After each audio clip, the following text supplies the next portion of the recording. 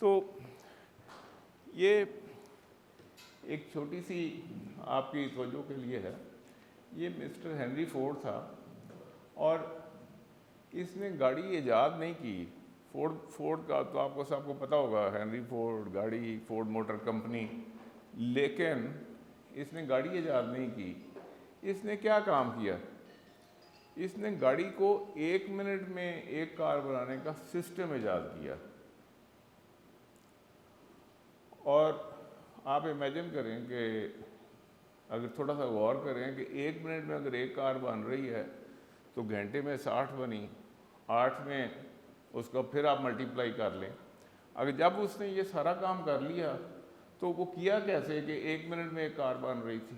चौक से मजदूर लिए और उनको हर एक को अलग-अलग काम सिखाया और किसी को इससे ज़्यादा काम नहीं सिखाया जो कि 1 मिनट से ज़्यादा का हो।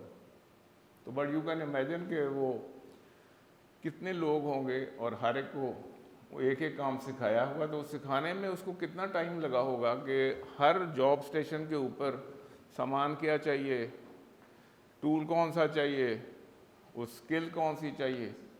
लेकिन इस बंदे ने चौक के मज़दूरों को उठाया और उठा के उनसे गाड़ी बनवा ली और 1 कार पर मिनट की स्पीड पे ले गया उसको। तो ये this was his output, 1 car पर मिनट। आज जो हम ये डिस्कशन करने जा रहे हैं सिस्टम इंजीनियरिंग और एज एन एंटरप्रेन्योर, एक है कि जब लोग इस किस्म के काम करते हैं ना, हेनरी फोर्ड ने जो काम किया, तो फिर जो तालीम याफ्ता लोग होते हैं उनको स्टडी करते हैं, उसमें से कोई नॉलेज अखज़ करते हैं, उसका फिर एक सब्जेक्ट बना लेते हैं। ये भी एक सब्जेक्ट है, सिस्टम इंजीनियरिंग है।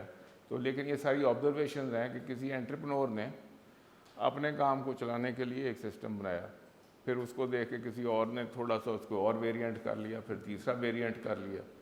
तो करते करते ये फिर एक साइंस भी बन गई। तो बेसिकली ये सिस्टम इंजीनियरिंग क्या है कि आपका एक कारोबार है, आपने उसको कामयाब करना है, उसको कामयाब करने के लिए आपको क्या क्या करना है।